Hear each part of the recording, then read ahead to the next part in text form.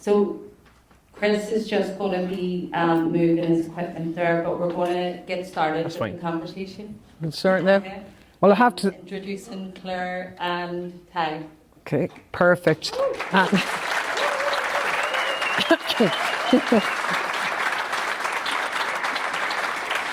We're getting nervous now. I have to say that was an absolutely powerful piece, beautifully performed, and a really hard act to follow, but I'm delighted to be here. I'm sure Tadhg is as well. It's always a pleasure to be part of the winter school. I've just come back from Brussels, that bastion of NATO and genocide enablement, so I need a bit of cleaning. So what better place to do it than Belfast? But when I heard that I had the chance to have a conversation with Tadhg, I couldn't turn it down, because probably like all of you, I'm a huge fan, be it Tehran Tadhg or Ho Chi Minh Hickey or whatever form he has to take to get away. There's a new one for you now. To get around the censors. It's been an absolute pleasure to observe his work. Now, we've actually never met, huge fan, but never spoke until last week when I rang him and said, listen, the lads in Culturland have given me no direction on this. Have you given this meeting any thought?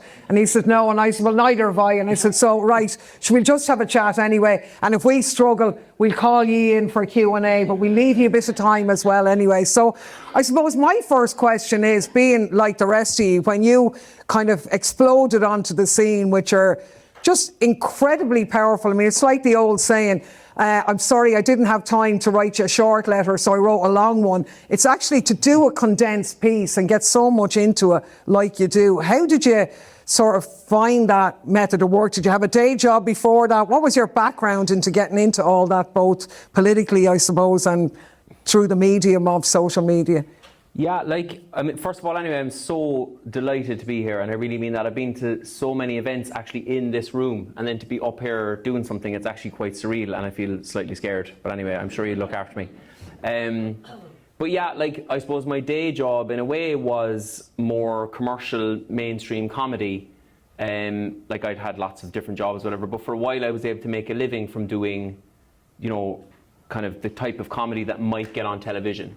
And I had a relationship with a guy in RT who was from Belfast actually, called Eddie Doyle, and he brought me through, and we were doing kind of surreal comedy and whatnot. And then Eddie left, and overnight the door kind of closed to me in RT, and I realised that I had just struck up a good relationship with somebody from Belfast who was interested in kind of squeezing in a little bit of political stuff. And I kind of felt like I played the game doing kind of commercial comedy, even though I thought it was a little bit irreverent, but ultimately it was the comedy that would be okay to get on TV. I kind of buried my own politics. I kept politics and comedy, or my career, or whatever that even means, separate. And then I came so far with RTE, and we got a sitcom that was supposed to be like a family sitcom, but they threw it on at 11 o'clock at night. And long story short, I spent a year trying to get a second season of that off the ground, and I just kept hitting up against the wall. And I think I just felt, what if you should just be yourself? What if you should just be out and proud with your politics and stuff, and not be so concerned about what's... And I mean, I always was a little bit that way, but I hadn't kind of torn up the rule book completely, I suppose. Around the time of COVID then, I think, because I had a tour that was planned, and the sketch group I was in was kind of coming to a kind of a natural end, I just thought, I'll just start doing the exact type of sketches that I always wanted to do. And I think one of the first sketches I did was I was playing all the home countries and loyalism in my house in Wilton in Cork. And I posted the video, and I had some voiceover work, so I went off to do a voiceover, and I came back and I had 1 million views, and BBC were onto me wanting to put it on that night, and I was like, what? Because it was in COVID where I just had a few wigs in the gaff, and the guy I was living with was doing nothing except watching snooker, so he started filming me, and then suddenly that was the one that took off. But I do think there's a serious point in there. I'd never had that type of reach before, trying to do the comedy that I thought RTE wanted me to do. And then I did the exact thing that I wanted to do, and it took off. And so I think there's a route for you when you become a little bit well known, and my stuff was political, but you can, as you know, you can do safe political comedy no bother. I could become, an RTE satirist, I think, reasonably easily. You know, the way like RT's chief satirist, I think at the moment, is Oliver Callan, but he's also got like the main flagship radio program at the same time. And I don't think you're really able to satirize something that you're within the building of. So from there to doing sketches pro-Palestine, I just noted that as I was kind of being more and more honest and more authentic, then all your commercial opportunities are taken away from you. And it's a little bit of a battle the whole time, I'm going to be honest. Right at the very start, I was like, I now have young kids, I have an older kid, I don't come from money, I'm not independently wealthy or anything like that. And there's times where you kind of go, okay, every single bridge now has been burned, but I have my strong beliefs. And I think there's some potential in what I'm doing to play my part in, I think, as the gentleman said, in the fight that we're all in, I think, in this room. And so it means more to me to kind of to do that work and play my part and be supported along the way on brilliant things like Patreon, and just make peace with the fact that a lot of the commercial opportunities are going to be closed to me forever. Like, well, it's incredible, because I don't know about anybody else here, but I didn't even know you had something on RTE or had that history. But we all know you think there's a reason because of because of that powerful work that you've done independently yourself, because your politics stand out in the comedy, and I think you're right, you wouldn't get away with that. And like, after that, the big one for me was the time you were doing the comparison between Ukraine and Palestine in the shed, probably the most famous shed on social media with all the different characters, where you compared the two. Like, was that a breakthrough one for you as well? Or I know you really took off at Palestine, but were you surprised at that, or did you think that it would come out that way, or you just kept doing what you were doing? I mean, there's been a moment over the last few years where you realise that you have an audience and that certain kind of things are going to work for the audience. But early days with something like that Ukraine sketch, I'm really just trying to satirise the issue that I see as succinctly as possible. And like, reels at the time were about a minute and a half. So I kind of like the challenge as well of like, can you get in the whole message in 90 seconds? And I just think like Ukraine and Palestine is it's one of the easiest things in a way to satirise that comparison that, you know, as you know better than most, the European response to Ukraine having its sovereign land invaded by the supposed bully and rogue state. I've never seen a collective response like it in my life. You know, I have to laugh when people say online, oh, you're so big on Palestine, like, how come you've never said anything about the Ukrainians? And I'm like, because the whole establishment is supporting the Ukrainians. You know what I mean? Like, Europe supports the Ukrainians. The Americans have supported the Ukrainians to the tune of I don't know how many billions. Mass media supports the Ukrainians, whereas Palestinians are struggling and fighting for the right to even speak about themselves being slaughtered. That's the difference. So right then it was just like, can I get this as succinct as possible and do the comparison of, like, you know, the lad at the shed going, the Ukrainian coming and saying, you know, here's what's going on, and America and Europe are like, what can we do for you? And then the Palestinian comes and says the exact same thing, and Europe and America says, oh my God, that is disgusting, you're a terrorist. And like, that's the way, obviously, it does feel for a lot of people because it resonated with people. But in that case, again, it's just, can I do it right? I'm not thinking, oh, this is going to be successful. I mean, nobody would ever start being really, you know, passionate about the Palestinian cause on social media with the view to being successful. It's notoriously the worst thing that you can do for your career, like, is to be very supportive of the Palestinian cause. But there was this moment in social media where they hadn't kind of circled the wagons yet, and these kind of sketches were getting out. I don't think that sketch would go viral now. I think it would be taken down in the first day. So that's the level of censorship that we're in now. Well, but, yeah. It's quite, and you did that piece brilliantly, and you did synopsise it so succinctly that you explain complicated ideas easily through the medium of comedy, and that, which I think is what makes it so powerful. Because what's different is, I suppose, it's just the framing.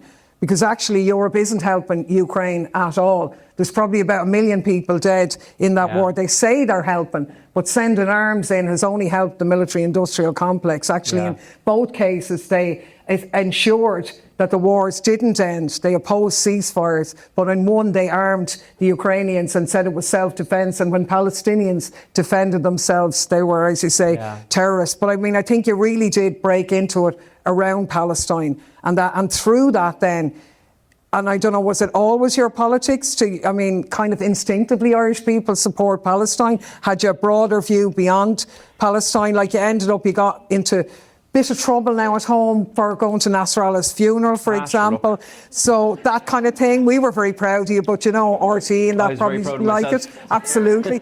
But that must have been incredible. Like, so would your politics have been broader than Palestine before? And was it through getting the response in and all that you took in the rest? Or yeah, like I haven't really come from all that a political family, but as soon as I was in school, like the last few years in school, I remember reading newspapers about what was going on in the north. That was my entry into politics, I suppose, realising that I was growing up in a jurisdiction that was lying to me, and that had this really shameful portrayal of the conflict in our own country.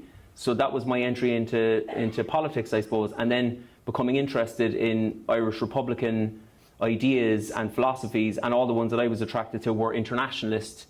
You know, like a lot of my friends up here would always say that, like, you know, Danny Morrison, for instance, would always say the Irish republicanism that he espouses has always stood with, you know, Cuba, South Africa, and of course Palestine. So that's my framing, I suppose, that like I didn't, you know, I speak to some people in the pro-Palestine scene and they kind of discovered the Palestinian cause at the start of the genocide or in 2021 or whenever, and like that's whenever you realise that it's a wrong and you want to do something about it is great.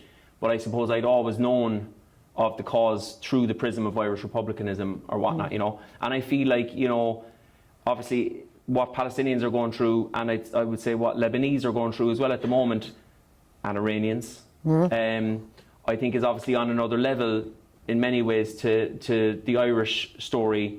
But I do feel like the dehumanisation that you get in the mainstream media, particularly in the south of Ireland, that was done to our own people as well. And that was my first entry into, hold on a second, there's a whole propaganda machine here, and if I can do some small little bit to kind of undermine that, then I will do that. So yeah, I don't get too surprised when the Irish Times, for instance, dehumanises Palestinians and Lebanese regularly when they did it to our own people in the north here, as a matter of kind of company policy. Well, I'm going to jump from my script, which isn't really a script anyway, but I'm going to come back to the censorship that you're experiencing at the moment and go into that. But because of your background on that, it leads me on to the Emerald Resistance and that film. Has anybody seen, how many people here have seen Emerald Resistance, Ireland's fight for Palestine? Nobody. Tough crowd. Oh my God almighty. Throw it on there. That's incredible. Well, anyway, now you have your homework done for tonight. You'll all be watching it tomorrow, because this is an absolutely incredible documentary that was done by Press TV in Iran with Sean Murray here from Belfast and Tadhg. I don't think it has general release or anything though. Like, I don't know where they'd find it even, to be honest. I think, well, I googled it now to get the title, just to get the title. I'd seen the thing. Is it online, and something came up. Right, I think it might be. It was produced last year, but it's absolutely incredible because Tadhg and Sean went on the ground in Lebanon, in Palestine as well. Yeah. And basically there's and here in the north as well. And it's a comparison between the struggles in that area and what went on in the north. And some of the footage, when you see it side by side, of some of the funerals and the state attacks on funerals of people who were martyred in the struggle, it's absolutely uncanny when you see it. But that must have been an incredible experience making that. I mean, it's powerful. Absolutely. And I've only watched it, but amazing. You should definitely see it. I feel like I was kind of part of it. I was part of it watching through Sean's eyes a little bit as well, you know, and I just think it cuts all that deeper when you have the history that he has and his family has, and growing up in Belfast in literally an imperialist orientated conflict zone as well. But yeah, I mean, like Lebanon for me sticks out. You know, I know we were talking at the start, you were saying about Yemen, and I haven't been to Yemen yet, and I absolutely would love to go. But Lebanon just blew my mind. That was kind of the highlight for me, just meeting the ordinary people in Lebanon. And like one thing you get from people coming up to you whether we were making the dock or just regular days that we were out and about, you know, ordinary people just kind of saying, I remember meeting one dad and he had like his daughter on his shoulders, and they're just so delighted to see like that somebody from the West is there. Like, and it was so humbling. I was talking to somebody else who was in Lebanon at a separate time to me or whatever, and he was like, you really get this sense of this kind of sadness, you know, that they're so lovely people, they're beautiful people, but they're also just really kind of heartbroken the fact that they're so forgotten, you know, and that they're so criminalized, because again, the dominant narrative is that Israel and the US would like to put that in the box of kind of terrorist country. And that man at the time, he said to me, just, you know, when you go home, just tell people that we're just like you and you and this, you know, we're all the same. We're all just human beings. I was like, that's the thing. He didn't say, go home and say, Hezbollah are going to win. He didn't say, like, up the Ra. You know, he didn't do any of the cartoonish stuff that I'm sure, like, you know, the Irish Times would like to report on. He basically just said, please do what you can to stop the kind of dehumanization of Lebanese people in the West, because we don't want to constantly have to be at war. We don't want, you know, that was one thing walking around Beirut as well. Have you been to Lebanon? No. Oh, well, I passed through one or 2 days. I wouldn't count it as being there though. But Beirut is kind of heartbreaking because, you know, when you're walking around, you can see it's kind of pockmarked by imperialist wars. So they only start to put something back together. Like Beirut is stunning. Like, it's absolutely beautiful, but they're only starting to put something back from the last time the US and Israel decided that they were going to destroy the place, and then they're getting ready for the next attack. You know what I mean? So it's constantly in this kind of pockmarked state of almost war. But yeah, it was just an honour, you know. And I think we were saying before there, I've done a few things over the last couple of years where I thought maybe in a kind of a normal world you'd come back and there'd be someone like in the Irish establishment saying, Jesus, there's a good few people around the world now who are kind of starting to cotton on to your work, like, good on you. But actually what I got was like 2 hit pieces in the Irish Times and the Irish Independent. You must be doing something right. Yeah, well, I enjoyed the Irish Times one, right? But it's incredible, and I suppose even the fact that nobody here has seen it, and you all know Tadhg even tells its own story, and I would strongly encourage people to spread the word, because it is that human story. And let's remember, we're supposed to have a ceasefire in Lebanon now, but people were definitely killed today, yesterday, the day before. Every single day it's going on, from the pager and mobile phone attacks to people who were disabled and blinded in that being basically executed in the months that followed in Israeli hits with obviously top-class surveillance and so on. And the piece that they did was just ordinary people, kids playing on the street, the bits that he went and gave out the sweets to the kids and played the football. And in my experience as well, everywhere you go, the world is the same and people want the same things, but they don't get it. But I think one of the striking things for me was who made that film. It was Press TV, the Iranian TV station that did that. They funded it. They did the project with the lads. And yet we're supposed to believe that Iran is this authoritarian regime, that everybody is being suppressed, run by these lunatics and all the rest. And when we were talking on the phone, we said, right, we must talk about Iran anyway, because both of us have been there. And because it's in the news and because it gets such terrible, terrible press. I mean, the first thing you mention Iran, everyone thinks, oh, isn't that the place where all the women are persecuted and all that kind of thing? So what was your experience of Iran? What did you think? And you tell me your bit and I'll tell you mine. You go first. No. I loved it. I was there twice last year, and I was there before for a conference on Palestine previously, about when I was in the Dáil, I'd say about 8 years ago. Wow. Before that, when they had assembled a huge number of international tips on the point you were making, that we're subjected over here to anglicise the sort of Atlanticism news that the world is just Europe and the US, when actually most of the world live outside that bubble and have a whole different life and probably have a lot more in common with people in this country than, you know, the other news that we're exposed to, like, you know, but yeah. I mean, I love the people. They're the best of people again, like. It's so funny because, you know, you're going over and people are saying, oh, you're going over to an authoritarian regime now and they're going to be telling you what you can and cannot say. And actually, like, I was there about it because they're a mess, right? They're like, Iranians are a total mess. They're like Irish. Nothing runs on time. Like, absolutely not. One guy ran into the hotel lobby, I think on day 2, and said, Mr. Tadhg, you have an interview with Press TV yesterday. Yeah. So I was like, Mustafa, I think we can confirm I won't be attending that. But they're kind of like, if it's an authoritarian regime and you have to say certain stuff, because I was with Sean and Sean had been there before as well, and then like I was asked to do 3 or 4 things in a row, and I was like, that's a lot, like, isn't it? And Sean said, just say no. And I was like, really? And a lad came over and I was like, no, I don't want to do that one. And the guy goes, okay. So like if it's authoritarian, like it's really a shit one, I think. Yeah. But I suppose, again, the sense of confusion as to how they're being portrayed. And again, I'm talking about ordinary people, because I don't know about you, I didn't come home and I didn't go there, and I didn't come home to say positive things about the government. I don't think I've ever been on record as saying anything positive about the Iranian government, particularly absolutely can be authoritarian and can be repressive to its own people. But like when I came home from Iran, people on the left, even prominent politicians on the left in Ireland, like just hammered myself and Sean straight away for the very reason that we went to Iran. You know what I mean? So I just found that very confusing. There's a tension, I think, in the pro-Palestine movement a little bit as well, where you're kind of going, okay, you don't support Iran and you're like really kind of clutching your pearls about Iran, but you do support Palestinian resistance. You support Lebanese resistance. Like without Iran, there is no material resistance at all. So there's all that kind of tension. I do think there's a big thing in the left as well, as you know, of like, I got a lot of people kind of going, oh, he's over here now supporting this regime and, you know, he hates women and LGBTQ plus whatever. And I'm kind of going, you know, is there even any point in right-wingers or centrists getting up in the morning, like when the left does such a great job to destroy ourselves? You know what I mean? Like, I just thought it was so depressing. You can hold two things at the one time.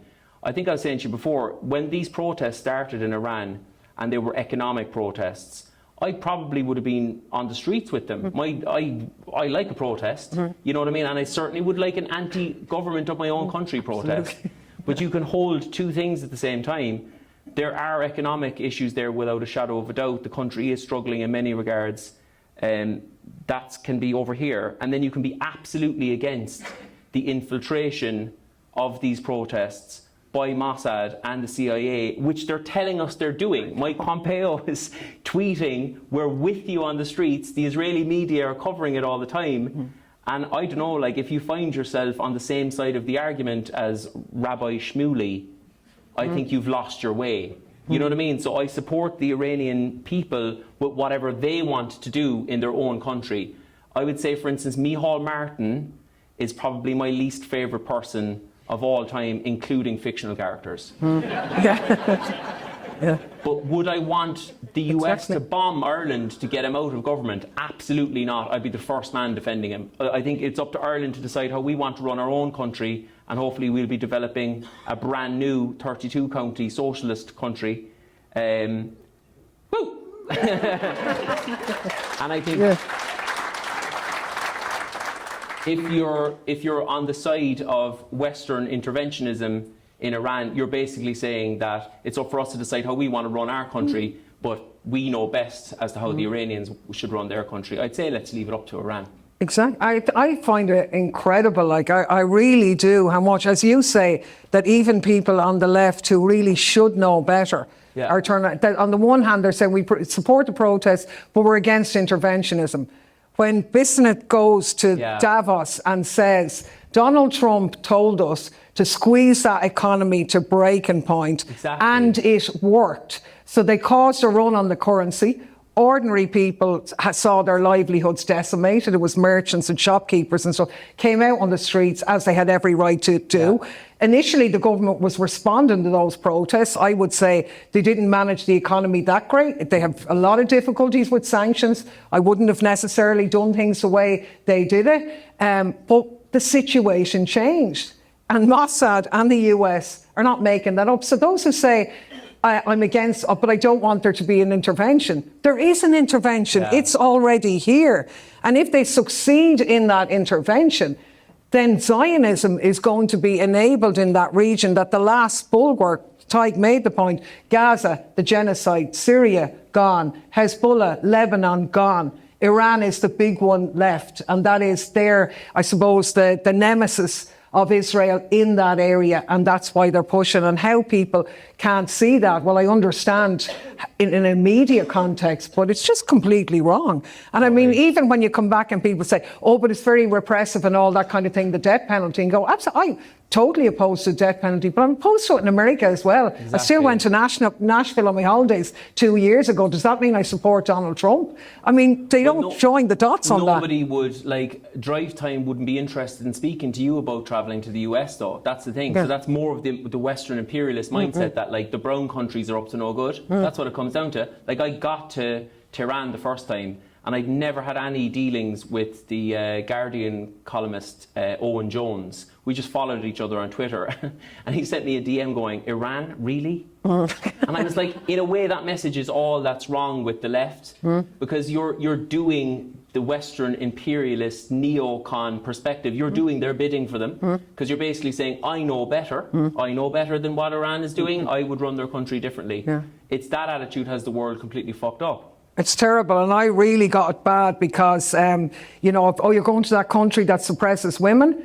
And I said, well, I have news for you. Actually, every country suppresses women from what I can see. A lot of women get murdered up here and all around Ireland, for example. As if Ireland never suppressed women. This high and mighty sort of thing. And of course, as political activists, you're against the idea of technocratic theologians running the state and all that. I fought for the separation of church and state in Ireland. But to be honest with you, it's not that long ago, 35 years ago, since rape within marriage was outlawed in Ireland. And we're all getting up in arms about women wearing veils. Well, the women of Iran took to the streets on that. And the government did back down. Like when you're there now, I was positively overdressed, over-conservative with the veil, because at least 25% of people don't wear anything. About another 30% make a bit of an effort. And then other people too. And if you say my body, my choice, and people have the right to not wear a hijab, which I agree, of course, then, but you also have to say they have the right to wear it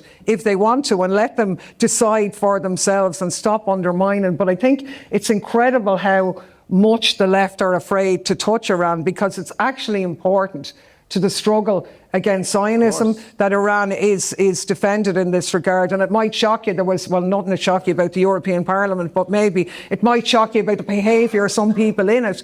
But the European Parliament there, to add to all its, you know, usual antics, decided this week to vote for declaring the Iranian Revolutionary Guard, which is basically just the Iranian army. These are the people who, under General Soleimani, went in and defeated ISIS when the Americans wouldn't go in and do it, and that to declare them a terrorist organisation. And not one Irish MEP voted against that motion. Not one Irish MEP. Now, how sick is that? Yeah. So, I mean, I think it's pretty crazy, because, you know, what was shown, and now they're all concerned about the people dying on the protests and all of that, many of whom were killed by agents and the weapons that were brought in there. But they didn't care about the over 1,000 people who were slaughtered when the Americans bombed. All the women there, all the children there in June of this year. Absolutely devastating. And I mean, I think the power of propaganda there has been really immense, you know. I just say one quick positive thing, because I feel like I'm being a bit negative. You know, like the legacy media as well is really struggling in terms of the narrative for the younger people. So you can see they turned out every rabid neocon and Zionist to beg Trump to bomb Iran at the moment. And usually the tweets end with, "We support the brave people of Iran." Like, I just want to bomb the shit out of them, though. That's how I support them. And I've supported sanctioning them to death, like, for the last 20 years. But now suddenly I've got them on in my mind and in my heart. But I think young people are really waking up to it. You know what I mean? And I think it's horrific, the amount of mayhem and murder that we've had the last 2.5 years, primarily in Palestine. But I really think, like, if you look at the modern state of Zionism at the moment, I don't know about you, but I remember being in college reading about Zionism, and for me, the most threatening aspect of it back then was liberal Zionism. That they were trying to position themselves as, you know, we're the progressive ones, we're the moral democracy, we're all that kind of rubbish. And that these, you know, backward Islamic countries are, you know, barbarians, and we're the good guys. That's gone now. They've dispensed with that completely. They've almost given up on the kind of left kind of support, or the liberal support, and they've jumped into bed with the likes of Tommy Robinson. And I feel like that is a good sign, actually, for us, in a way, that it's up to us now to build enough of a movement, which is happening, but maybe we need to coordinate a little bit more. And we need to, as you say, stop pulling each other down, because we all want the same thing. Some of us are willing to go the extra mile, I think, in terms of solidarity. That's the way I would look at it. Like, for instance, when I was invited to go to Lebanon, I know I'm going to get a load of backlash for it. But I have principles. I supported the Irish resistance. I support the Palestinian resistance. And if the Lebanese resistance is going to get me into more trouble, I need to still support it in order for my solidarity to have more meaning than just sharing something on Instagram. So I think we need to support each other in doing this work how we see fit, and not to kind of continue to clutch pearls and try to destroy each other. No, I think that's a really important point. And when we were chatting on the phone, one of the things we said, well, we wanted in this conversation to be constructive, because too often you can kind of diagnose the problems and everybody goes home going, oh my God, there's no light at the end of the tunnel. Yeah. But actually to look at the positives. And you're right, young people on a scale like never before are seeing through things. I mean, that demonisation you would have seen in the presidential election in the South, the whole campaign was nearly dominated about Catherine Connolly's visit to Syria with us, the heinous crime that was. But it didn't make a blind bit of difference. No. She got the most record vote of anybody in history in terms of that position, by putting forward a bit of a view of an alternative Ireland based on sovereignty, on neutrality, on respect for law, international law, and so on, and hope for the future. And people are rallying to that. Now, it's absolutely devastating that it's come at such a cost, because the turning point, if you like, was the gloves are off. It's not that things are necessarily different. They are, but they're revealing themselves. Zionism was always what it is, but now it's just revealing itself. Yeah. American imperialism, you know, all this thing now, oh, it's just Trump, it's just Trump. Remember Butcher Biden? Remember what Obama did? Remember what Clinton did?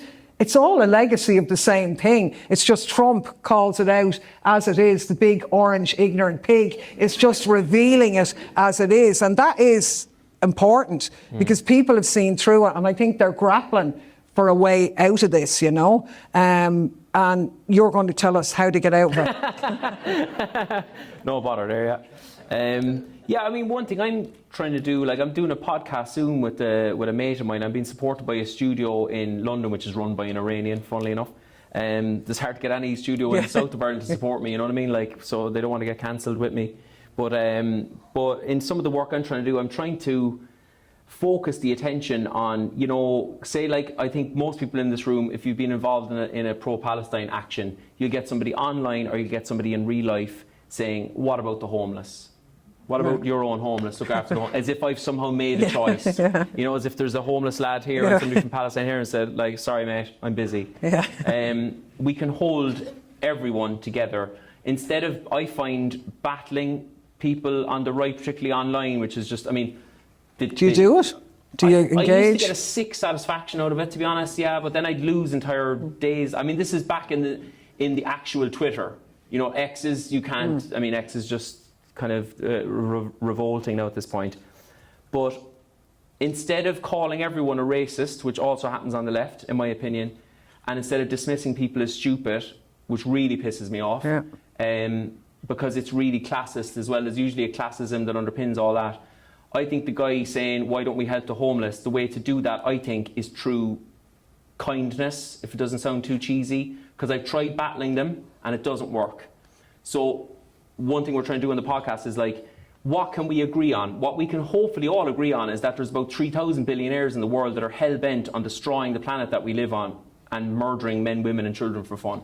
It seems to me like we're all hopefully against those people. So even if you don't care about Palestine, I've had to get my head around the fact that there's people in the south who are even probably maybe on the left who don't really care about Palestine. I noticed that when we came back from the flotilla, there was a big spike in people caring about Palestine in where I live anyway, because they saw people like me and other people that they knew that were white and that had been caught up in the brutality of it, and suddenly they were like, oh my God, Israel's awful. Whereas we've been screaming at them for 2 years, you know, or longer in many cases, and they didn't care. But I think I've tried to get past the emotion of that, accept that not everyone is engaged in what I'm engaged in, but they are engaged in maybe, they want to help the homeless, they want to do all these other things, at least they say they do. Then we can all agree that it's, you know, the billionaires that we should be focusing our attention on, because it's the same capitalist model that affects all of us. We're just, I think as somebody said the other night at an event I was at, I thought it was good, we're all on the continuum somewhere. It feels like people in Sudan and Palestine are at the real cold face of it right now, but we're all affected. you know, if you can't get a house in Ireland, which most people can, if you can't afford to live somewhere, you can't get your services. It's the same neoliberalism, it's the same billionaire class that we can all agree that we're against. So like the analogy my mate has for it, which I think is good, is that like there are zombies have overtaken the house, and like you can turn to the guy next to you and debate your interpretation of Marx with him, or you can grab a steak and fucking hand him a steak and let's kill the zombies and we'll talk about the other stuff afterwards. You know what I mean? So, because like, I mean, it's, you know. I think in a nutshell, I'm hoping to bring more people in by hiding the radical left. Not hiding, but I don't have to go in with a 2-footed challenge of like, I'm a mad radical lefty all the time. Because unfortunately, there's some people that have been brought up, I know it only too well in south of Ireland, with RTE and the Independent and Irish Times as their only source of information. And so they understand that in the north, there was just one group responsible for everything that happened there. And they understand that anything remotely to do with socialism or leftist ideas means that they are going to very shortly end up in a gulag. And so with that type of propaganda, I think softly, softly, catchy monkey. No, I think you're totally right. And it's the kind of going back to the bread and butter issues, because life's hard for a lot of people. And I do think the whole issue of racism and how you handle the very real and growing racism that's taken hold of our society. We know, of course, that there are forces deliberately intervening in that, neo-Nazis from Britain and so on, the American influence, big money is being pumped in to stoke up that racism, but that doesn't answer how you deal with it.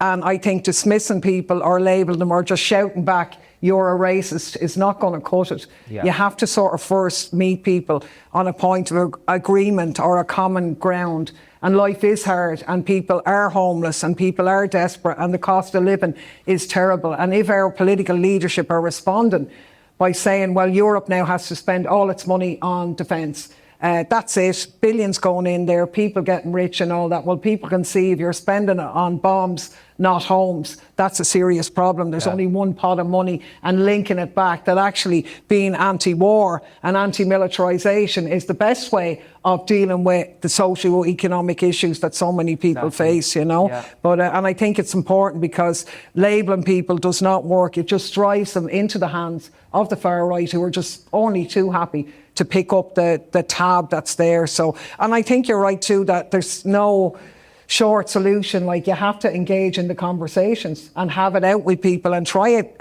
tease it out, because we're living in a society where the media sort of say there is no exchange of views anymore. There's one view, their narrative, and if you don't agree with that, then like Tadhg, you'll be demonised, like we were, you'll be labelled, you'll be demonised, you'll be shut down on that. But that's not the way ordinary people think. Loads of people now, in a way like never before, are looking for answers. So forums like this, which are grown up all over the place, podcasts that we're all doing, different dialogue, using different mediums, is the creativity and the new way of getting organised. And I suppose nowhere better than in America. God almighty. I was just going to say as well, like on that, like we were talking beforehand, like with the lads, like Lorna Mona as an example, every time there's an event in Belfast that I'm either part of or that I'm attending, it's always so well attended.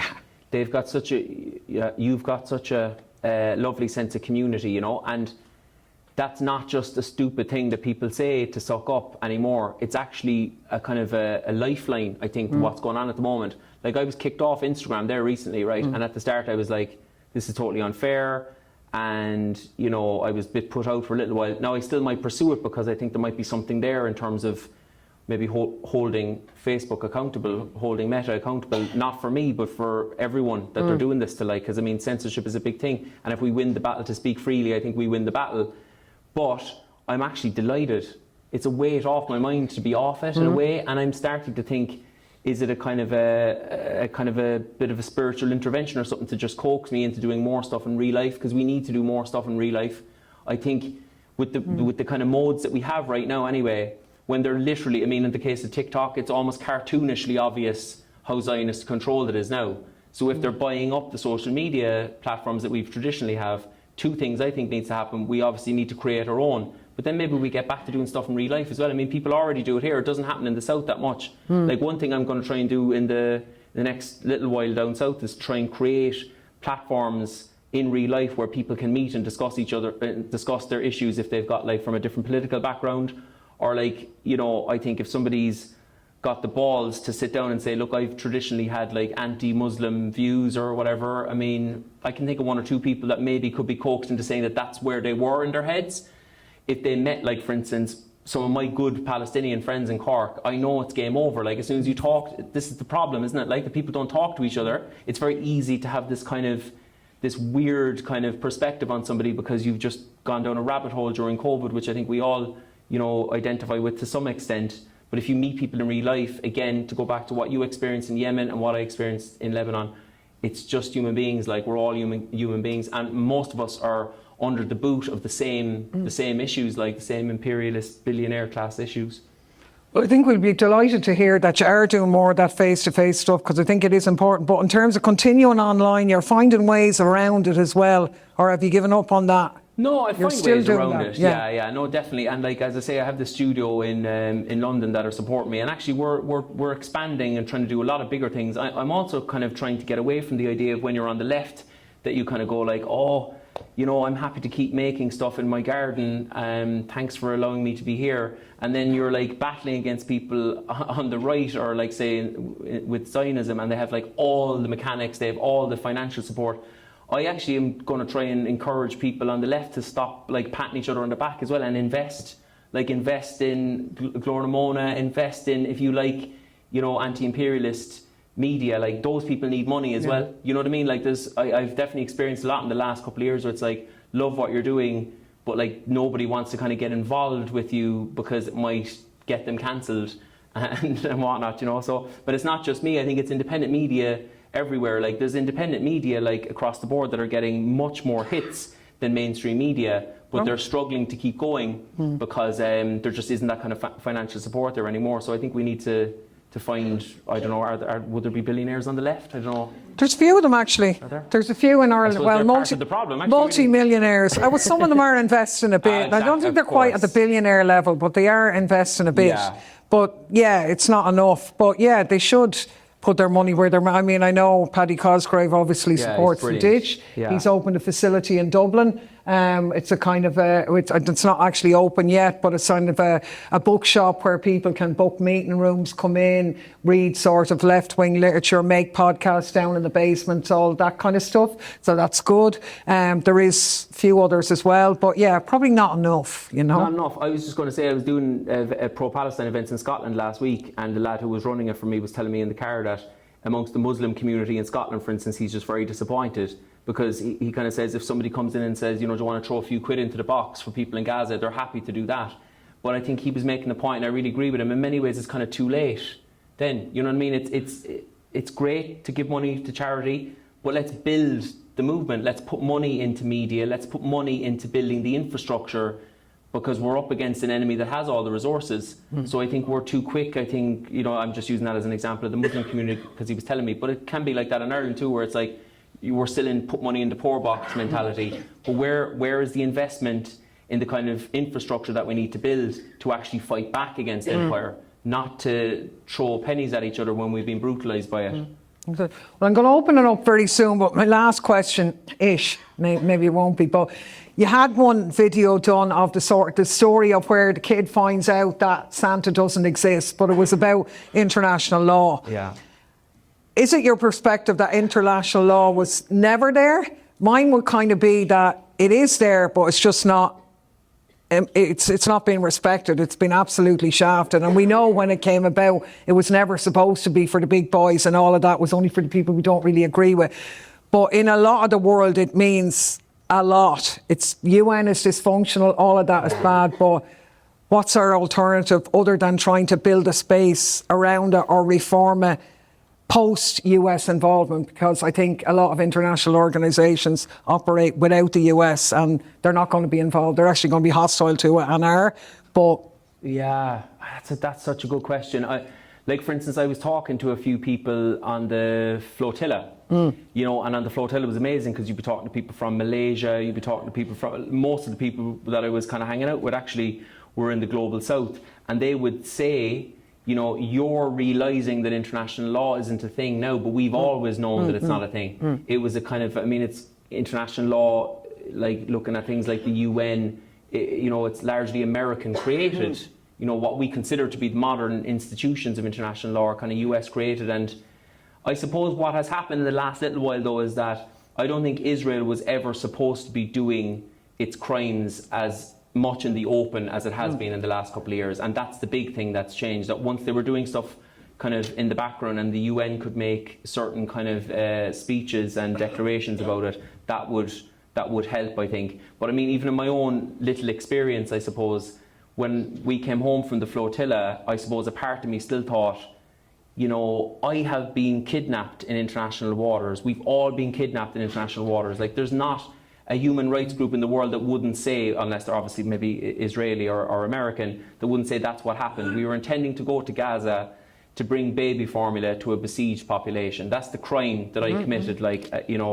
I was taken from a boat, and they stole the boat, and I was brought to a port, and then I was drove in the middle of the night into this prison, Ketziop prison in the desert where Palestinians are put. I would put on prison garb. One of our colleagues was denied access to his insulin for 3 days, 75-year-old man, left to die in a cell. When we protested about it, the Israelis brought dogs instead of doctors. I had a laser on my head where they were trying to intimidate me and to say, if you keep pushing this protest, we're going to kill you. No contact with the outside world, no access to lawyers, anything like that. We were eventually brought home because the Greeks chartered a flight. So the Irish government took the credit. Like, the Irish government, like, we got you home. What the Irish government did was send a message to my partner in the middle of the night as she was breastfeeding my daughter, saying, "Oh yeah, we're really cross about this. We're trying to bring him home." And my partner, to her credit, I wish I had it here, she just sent a message back going, imagine, she said, "Switch roles. Put yourself in my shoes, sitting here, fucking worried out of my mind, like, about my partner breastfeeding a child, and you say, we're really cross about it too. Do something. Do something. Hold this government to account." So when we came home, Amnesty International said, has anybody said anything to you, whatever, I think Micheál Martin tweeted that he was going to be in regular contact with us when we got home. I thought I was going to be going for coffee with him the following Saturday. I'd nearly call up to him. Yeah. But nothing. And Amnesty International, on our behalf, are going to the Irish government going, are you going to make a statement? So on international law, the cowardice of the Irish government, I think, is a good example that they're really screaming at the people that there is no international law. If it did exist, it's over, or maybe it never existed, because they're setting a precedent that if you now kidnap an Irish citizen in international waters anywhere, it's okay. It's really totally fine. Can you think of any other? I was thinking on the way home, there's no other country on earth that would get away with doing what they did. Like, even Britain or America, if they like incarcerated a 75-year-old man and let him die in a cell, like, they put him in a cage on his own as well at one point, cable tied his hands behind his back, and like, the Irish government seeks a normal relationship with that state, like. So I think what's happened in the last couple of years, and I think our government is a great example of it because they are so weak. As Francesca Albanese said, like, it's the governments that they ride on the coattails of some of the amazing people who are in this room right now that have put their lives on hold to support the Palestinian cause. And our Irish government, a couple of the flotilla people, I wasn't there, but they went up to a Oireachtas meeting afterwards, and they said the tone of the whole meeting was like, are you not more grateful to us? Like, actually, somebody told me the other night, I have to double check this, but somebody told me the other night that there was talk of a bill that the Irish government were charging, I think they might be waiving the fee, but they were going to charge us €7,000 to get deported from Israel. I said, you can dream on if you think you're getting a penny out of me anyway. But that is my long-winded way of saying, how could you seriously think, and I do think, I'm ranting now a small bit, but I'm coming to the end, I think the absolute kind of audacity to tear up international law is going to have really massive ramifications for everyone on a micro level, on a macro level and a micro level. Why should any young person follow the law anymore? If I was 18 or 19 now, I'd be like, what? Like, the people in charge don't do, there's no accountability. And I think if there's no accountability, I don't see why anybody should follow any law going forward. So I think the interesting point you made is that this, and you've given a very vivid example of it, and I'm sure there's information in that people wouldn't have known about your experiences in Gaza, but this is now the world after Gaza, where there is no even pretense anymore. Yeah. I mean, I remember when I was in the Dáil maybe 10 years ago, my sister was deported from Palestine with a couple of other L1s at the time, 3 or 4 people, and the Minister for Justice was up in the Dáil. Everybody was making statements about it. They called the Israeli ambassador in. I remember a time when the Americans were squeezing Venezuela. Simon Coveney was the Minister for Foreign Affairs. He was speaking out and quite vocal about it at the time, certainly. And now they are exactly as you described them, where they have even had the audacity, they have refused to recognise the new Iranian ambassador because of the protests. But the Israeli ambassador had to leave herself. They were quite happy to have her on television every single night of the week. They couldn't do enough for her. Right. But they can't accredit the Iranian ambassador because of the protests. It's quite unbelievable when you see what's happening on the streets in the US and that as well. So mad stuff indeed. So have we talked enough, or do you want to say anything else? Just give me one bit. The feeling, just describe for us, because, I mean, I just know from people I know in Lebanon and the weight of the feeling of the loss of Nasrallah, which people in Iran and Yemen feel very deeply. This was an amazing, amazing man. Like, to be there at his funeral must have been some incredible experience. Oh, it was incredible. Where's Mo? Myself and Mo were there together. People don't know Mo, he's a legend, and he's Lebanese-Irish, which I think is probably the best mixture you could possibly have. Mo, stand up and take a bow.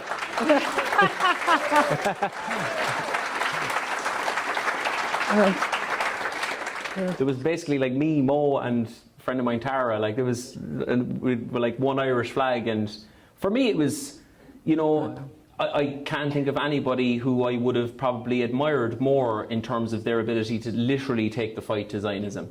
Like, he literally fought the Zionists out of his country.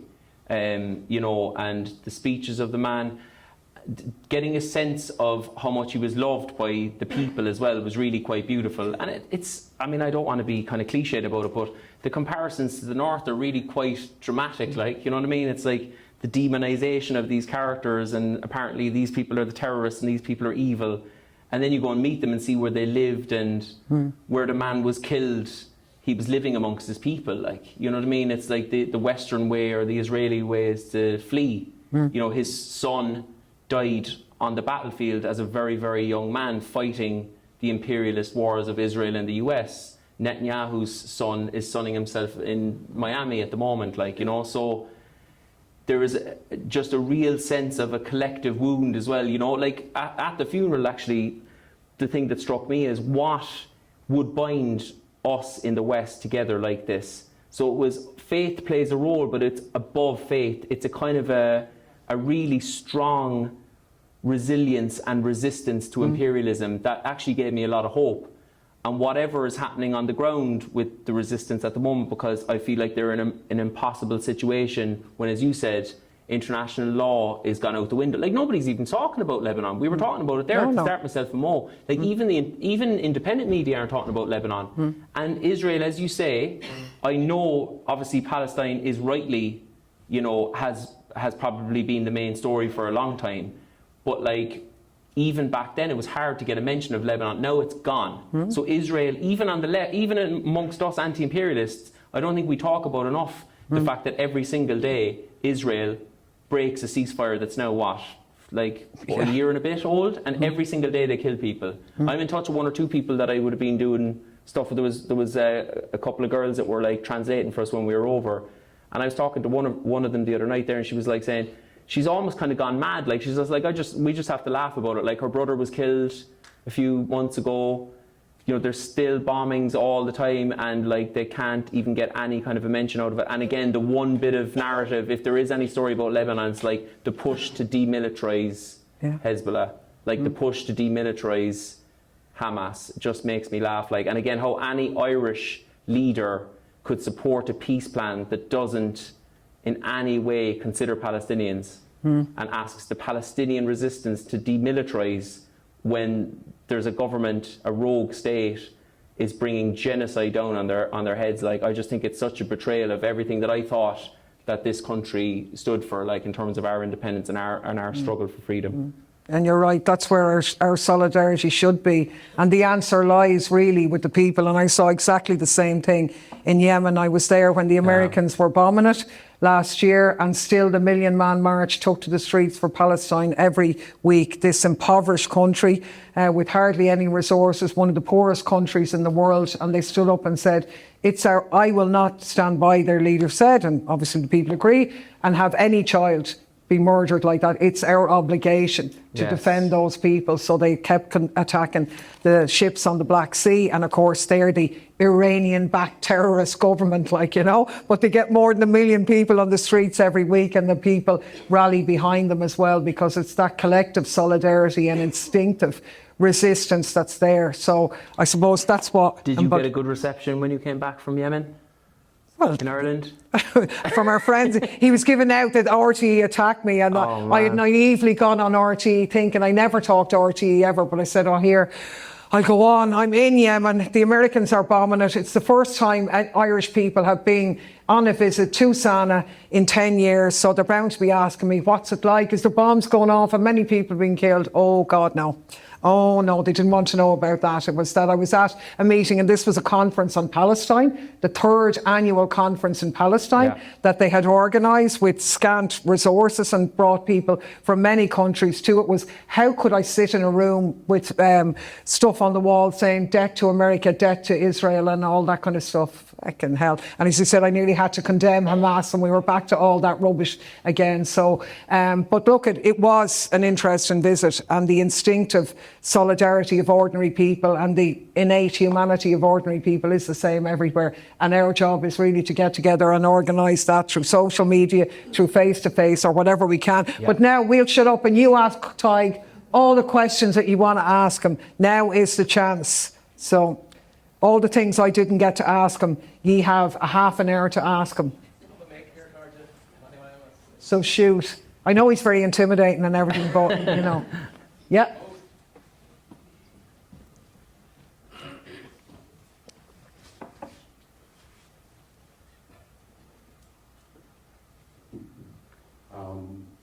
I want to say I'm glad you're able to speak about what's happening in Iran and their role in supporting the Palestinian Lebanese resistance, and the contradiction of maybe some people on the left taking a specific stance on what's going on right now. I just wanted to pick up on something you said, Clare, and I'm sure you didn't mean it in the way it came out, but just to clarify to the rest of the people in the room, when you said about Iran getting the last hurdle against Zionism in the region, and that Syria was gone and Hezbollah and Lebanon was gone. Yeah, I know. Was not gone. Yeah. Yes, I didn't mean it like that. Sorry, of course I didn't. No. They've obviously been partially weakened, they can take hits, but politically associated are still the primary sort of providers of social health, educational services in the south of Lebanon, and religiously and ideologically in the south, it's still their sort of belief of freedom and armed resistance and martyrdom is the prominent sort of ideology there. And in terms of their armed resistance, like they've had to take a bit of time to regroup and deal with some internal issues and re-strategize, but I think when they're ready and when they feel it's necessary, it'll be there to act. So just wanted to... No, fair. No, and I'm glad you did, because I literally meant that in the eyes of the US and that this was the last one on their list, even though they haven't defeated the other. It's the same thing. They think Hamas are going to put down their arms now and sign up to Trump's resort in Gaza. Can't see it, Yeah, I'm sure some people were really familiar with the words of "we haven't gone away," Exactly. There was I didn't doubt it, yourself there. Yeah.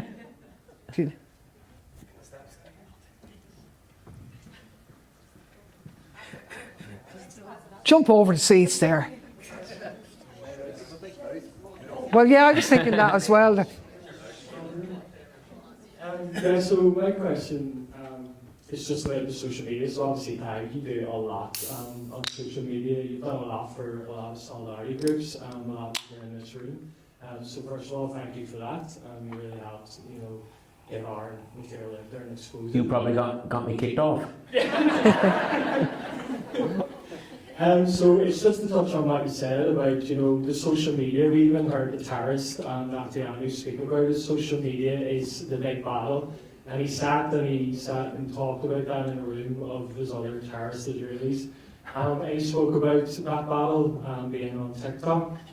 So you said there during the call or during the talk that we need to build a platform and stuff like that. We see what happened on Monday there, a huge exodus of TikTok users going over to Upscrolled, which is led by a Palestinian Australian as a founder. So my kind of question is, how huge can this be? Because for me, as a tech person, is knowing how important social media is in this, because that's how we're making the news. That's how we're educating people. For 3 days, I was just overwhelmed with excitement, because for me, this is a huge, huge moment of liberating us, because with the social media, the censoring, the push of far-right information from Reddit for people that aren't clicking buttons, because some of my friends don't interact, all they're seeing is far-right information. I feel that this move to Upscrolled is bigger than what people are kind of seeing it as right now. I think it's huge. I think it is a massive moment for liberation. For all of us and for people around the globe in ensuring knowledge and not being censored by the terrorists. So I just want to hear your opinion. How big do you think this could be in the eyes of the world and in the world of social media as well? Yeah, I mean, I'm definitely very excited by, have you heard of Upscrolled? Oh, yeah. So I think like the ideal situation would be that there's a few Upscrolled and that we don't have to throw all our eggs into the one basket. But at the risk of being a bit negative, again, I don't know if you've seen, but like on Twitter, there's a lot of pushback against they were trying to set out these kind of safety guidelines at the start, and then there's someone saying, oh, the dude who created it, his account is in the UAE, and like we're just so quick to shit on it straight away, I just give it some time. We need to just give everyone a little bit of grace, and again, I don't know how well the guy is being supported, but I know if like the Israelis came up with a new social media outlet, there'd be literally all the money in the world thrown at it. So we need to invest as well. I also think, because people were asking me about this in Scotland as well, should we leave those other sites en masse? That's a real tough one. I don't think we should, especially not on Instagram, because we need to have a voice there as well. We need to kind of play our part. The best thing we can do is keep advocating, even in the kind of empire tools as they are right now, but throw the energy and particularly the money into building, our own sites. I think what's exciting about Upscroll as well is it's not just, it primarily is a pro-Palestine thing, but there's a real thirst, particularly amongst young people, I think, to just have no censorship.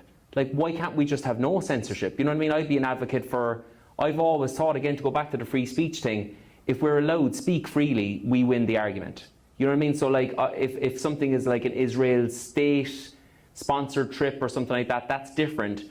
But if there's somebody who identifies as a Zionist and they're a musician or they're an artist or they're speaking, I personally, this is just my view, I would always let them speak, because they will always talk themselves into a situation where they have to be okay, and they're trying to get you to be okay with being genocidal fucking psychopaths. You know what I mean? Like they basically have to, speak openly about believing in an ideology that wants to wipe out all the indigenous people off the land. Like, that's a very, I don't know any debater who can tell, and that's why they all come across as mental, because it's a mental position. Yeah, you've probably seen it yourself. Like, say as soon as you win that argument, all of those comments get deleted. Yeah, so yeah. It's also like, still have that argument if you can, but it's don't spend too much time. No. Just delete it and the hopes that it's gone. And on that point, I do think we have to reserve judgment and maybe alter our position as well. Like on TikTok at the moment, I would be very concerned that it's in the hands of the Ellisons right now.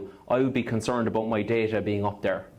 And like, even forget about yourself for a moment. People always say, oh, I'm not going to put myself out there anymore. Like, we're all interacting with Palestinians all the time. So like, they've used WhatsApp to target Palestinians. Like, why wouldn't they use TikTok? So personally, I've deleted TikTok.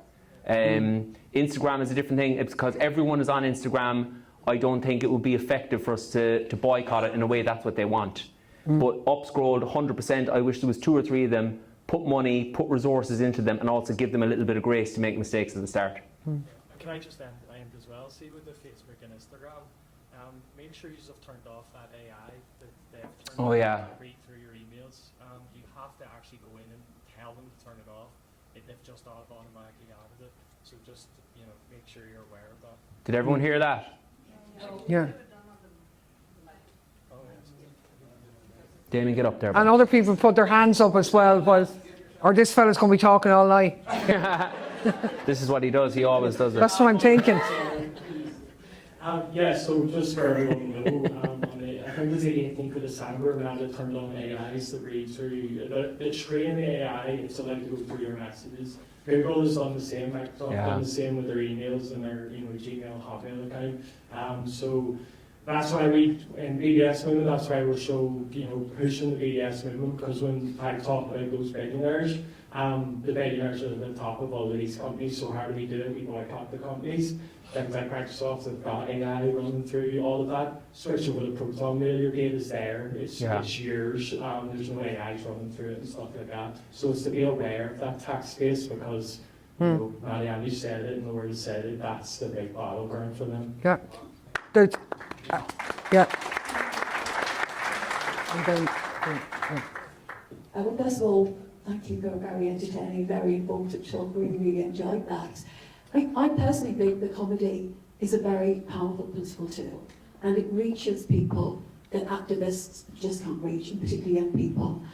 Dr. Strangelove remains my favourite film of all time. Oh, yeah. But in my head, the context here is that in the struggle against Zionism, the most well-resourced, the most powerful, the most political access by far are Christian Zionists. Yeah. And the church, the Palestinian Christians are calling out for our churches to call out Christian Zionism, and they're not. And again, in my head, the context here is Dale Allen, who's a wonderful comedian calling out the church, and Father Ted. And I'm thinking, could you devise some sketches where you share the Western churches in the way that they did it, in that very hilarious way, to challenge Christian Zionism? Well, I can join with Johnny Roth. Yeah.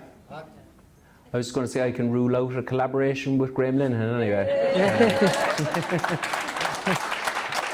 so you can all write out your list of what videos you want Ty to make on what issues, No, and you're then collaborate with him on it.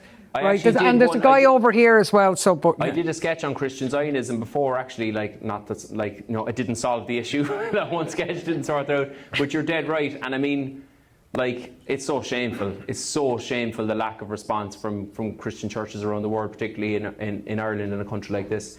But yeah, I will certainly keep it in my mindset, and I will pass it on to other people as well.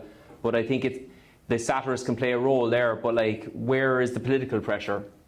Where is the societal pressure for churches to do the right thing? What's happening to Palestinian Christians, I think, is I don't see how Christians of any denomination take themselves seriously if they're in a position of power anymore. yeah, well, hold on. Hi Ty, good to see you. So my question is, how do we link up all of these struggles, and how do we achieve New Ireland together? Jesus Christ, is there any easy? Always one in the last few minutes. There you are now. Yeah, and there's a nice, gentle questions? Yeah. Clare, I think Educate, agitate, organise. There is no new formula, and we've got to use the new tools that we have, and I think we've had a good, and Tadhg is such a brilliant example of that. With the warts and all of social media, a lot of our message wouldn't get out without that, so we have to find ways around it and all of that. But there is no real replacement for the face-to-face stuff either, so every tool we have, every conversation we have, and then taking that and beginning to organise it. It's not easy. Many of the political forces that exist all across the so-called Western world what the people want is not being represented in any parliament, and there's a huge disconnect. Yeah. And they talk about being the democratic countries fighting authoritarian regimes, but authoritarianism and censorship is here now to people on the streets all over Europe, people saying things, people doing things. People have been sanctioned in Europe for expressing support for Palestine and called Russian agents, because we all know the Russians want to undermine Europe. That's what this Palestinian fellow, a Turkish fellow, was doing in Germany. He's been sanctioned, all access to money gone. And the Irish government was complicit and fully agreed with sanctioning people for speech. So that's what we've got to. So we really have to get around the face-to-face stuff and find ways. And I think getting information out, it's happening on a global scale. I don't have, massive, I'm not saying BRICS are brilliant or anything like that, but they are an alternative. And many people are looking to them. I'm glad that absolute pig stammer is going to China. I'm glad that me whole went to flipping China. But the ground has been undermined from the US, and the beginnings of new alternatives are coming into place. And these discussions are going on in Yemen, in Iran, in America, in Germany. And we just have to use the networks we can to kind of do it. But resistance, as our friend from Lebanon was saying, there will always be resistance as long as the system is there. So it's our job to take them on. Now there was, yourself, and then back to you. I'm Sean here. I'm a community activist and a Republican as well. But what I wanted to say was, see about the platforms. It is so important for grassroots people, regardless whether it's the Lord Mona or Peter Heckle or whatever else anybody's in. But what we're seeing at the minute is in communities like mine and Beachmount, just across the street here, we're seeing people being brainwashed with different stuff on TikTok. How do we challenge that individually and collectively? Through people learning or people learning about the Bible and using it to hate against another religion. How do we, like born again Christians, we're having that problem. Like, how do we tackle that collectively without basically the fate of other people who may think we're against the Catholic religion, but we're not. We're coming from Catholic area, but we're watching it unfold, and ourselves we're getting sometimes in bars, and supposed to the people are either drinking, drink coke or whatever, and trying to use it against you, as being all the, and neither using the crazy left on us. Yeah. So how do we do? My question is, how do we tackle this collectively and individually? Because all of us are human, we all come under pressure and things happen in their own personal ways. But how do we collectively tackle that? Because it's a big issue. Yeah, I mean, I suppose we've touched on it a bit, but like in terms of just trying to make people realise that they are under an algorithmic kind of spell. I don't think a lot of people realise that. It's only in the last year or two that people, I think recently Tommy Robinson posted that all he's getting is like ads for gay clubs and kind of gay orgies and stuff. And then you're just like, oh no, it suggests the stuff that you're searching, but the fact that he did that, though, I do think there's a serious point there. Like, he doesn't even realise like that. And I think people have, particularly in the right, I think they've been radicalised by their own algorithm. Like people who are popular on the right, they keep kind of, it's an echo chamber of kind of almost themselves. So I think two things. One, you have to, first of all, diagnose that you are under this kind of spell and kind of affirm that the internet is not real life. You advocate for new social media sites and new media outlets that don't have that problem, where they don't, at the moment, upscroll isn't like that, for instance. It doesn't have that algorithmic pull. It's not showing you exactly the kind of stuff that you want to see. And then again, I'm at the risk of repeating myself, I think we need a kind of collective movement away from the internet. We just need to get into a room and speak to each other, Like, I'm definitely, in this next few months, I'm going to plan a couple of things for kind of live events that I wouldn't normally do at all. For a while I was thinking I can do everything online, but for exactly the reasons that you say, there's such limits to it. Even like on the left, I've been on a good few of these kind of big anti-imperialist shows, and for years I used to just watch them. But I'm fucking sick of them, I have to say, because we're all just like chatting to each other. We all agree on the same thing, but we're not growing the movement. You know what I mean? So if I have to hold my nose a little bit and talk to people that I completely disagree with, and I'm only saying hold my nose just to illustrate the kind of the narrative around it, it wouldn't be holding my nose unless they're talking to an absolute all-out racist or an all-out Nazi or whatever. But let's talk to people who don't agree with us. For instance, on resistance, I have certain views on resistance. I'm sure most of the people in the room would share my views on it. Let's hear somebody who's anti-resistance, like absolutely explain why they're anti-resistance when resistance is enshrined in international law. That would be a fruitful conversation to have rather than continuing to talk to each other. So that's one thing I'm going to try and do with the studio that we're working on at the moment.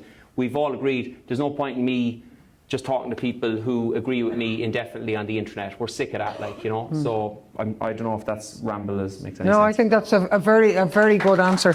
Yeah, absolutely. Yep. Everyone getting in now at the end. This is always the way of rush at the end. Don't be afraid to ask Claire a few questions as well. As Where's our, do forget, where are we? Where's our mic? So we'll have to Over take here. just one more question. Well, we could do 3 quick ones, could they? York went to support a village. Him and his followers went to the West Bank to support a village that were being undermined, and they were kicked out by settlers and the IDF. It was reported in the Church Times. Yeah. We didn't hear anything else of it. Who reads the Church Times? I don't go to church, you know, but I don't object to anybody else. The Church of England has 50 seats in the House of Lords, and not one word. Wow. Yeah. It's shameful. Yeah. And he is a big figure. The Archbishop of York is a big figure. That's shameful. Yeah. Hey. It's Ian. My background is in law, okay, and human rights law isn't worth paper sitting on. International law isn't worth paper sitting on. We know that. But to say that it's dead, it's there, right? It exists. We always say that they're wrong to say it's government of the people, for the people, by the people. These laws exist. If our government won't enact these laws, we have to enact them. We have to make sure as citizens that this government faces up to its responsibility to oppose genocide. I go back early on this moment in time, it's breaking up. I believe in civil disobedience on the grounds that the government is breaking the law, and we have to commit civil disobedience to make the government obey the law. Absolutely. Yeah. We know international law said, but the Irish government, the British government, the European Parliament, they have signed up to a plethora of treaties, of agreements, the International Court of Justice, the International Court of Human Rights, they're all there. And we haven't used disobeying the law to draw attention to a higher law, which is the right, the basic rights of humanity, of all of us. And that is not, it's to be able to oppose genocide, to be able to stand out and say, we oppose this. And if you are going to spend our money, and you're going to have food banks and homeless people and spend our money on tanks and guns and rifles and warships and airplanes, you are breaking your contract between the people and the government. Here, here. Very well said. Last question at the back, yeah? One more. The woman behind you. Yeah, just one more question at the back, and then, yeah. I can probably shout. I can, but... Well, I was just, you asked me to have started and said before I got to ask the question, you were saying about being, sorry, this is to yourself, Ty, and to you, Claire. You were saying about that having these conversations in rooms with people that all have a collective opinion is kind of exhausting and gets a little bit boring. We're all saying the same thing, we all agree with it. And how you'd be interested to get into rooms with people who have difference of opinions. I work in the theatre, and recently we had an event which was For and Against United Ireland, which was Sam McBride and Clinton O'Toole, who spoke about the arguments for and against the United Ireland, but they both spoke, so say one spoke for and one spoke for against, and then they swapped. And the person who spoke for spoke for against, and the one who spoke for against spoke for. do you think there would be any universe where that would be possible, to be in a room with somebody who is potentially of a Zionist opinion, where you would be able to have a conversation with them, have debate with them, and then speak, try and put yourself in their shoes, or is that something that would be completely ludicrous? Fucking hell. Oh, it's an amazing question, yeah. It's a great concept, yeah. I mean, I would feel more comfortable doing it with somebody who would describe themselves as right-wing, I think. Yeah. You know, for somebody who would describe themselves as a Zionist at the moment, when I suppose everyone in the room has Palestinian friends who've been slaughtered by that ideology, I think it would just, to me at the moment, it would be inappropriate. But the principle of what you're saying, the basis of what you're saying is not only a good idea, but I think it's essential. Like we literally can't grow the movement unless we talk to people who aren't convinced, you know, and that's why I'm hoping to do a few things that broaden out to kind of include more people in a common cause. But it's funny, on the Zionism thing, that I have Palestinian friends who I think would not like, they wouldn't speak to a Zionist, and they probably wouldn't be mad about me speaking to a Zionist. And then I have got a good few friends as well that say, talk to them, put them on a platform. Inside 5 minutes, everyone will be like, oh my God, this ideology. It's, you know, it's a kind of a thing where like, it would be like giving a Nazi a platform.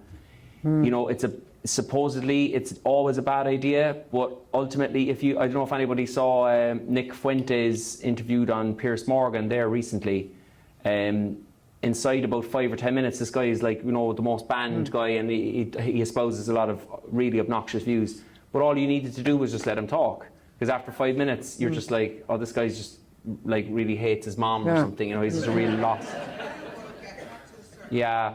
A certain degree then, because what you said earlier when you talked about free speech, if somebody who has a view, as a Zionist as an example, if they're allowed to speak, they kind of dig their own grave. Yeah. If that situation was set up whereby that person then has to start to speak in a debate, you know, environment, they have to start to speak with a view as anti-Zionist, does that have the potential then for them to have to delve into their own psyche and potentially change their own view, because they've had to listen to it and then had to put themselves in that position? Yeah, it's interesting. It's definitely interesting. With the view to giving Zionists a space, I would just defer to Palestinians. I would let the people who are being slaughtered by this ideology tell me how we as allies should respond to invitations to speak to them. Good answer. Okay. Yeah. We're in trouble now for going on too long. Clare, Tadhg, it was a great night. Don't forget to join us tomorrow for some of the other talks, and there's more room for questions there. Well done. Well done. Very good.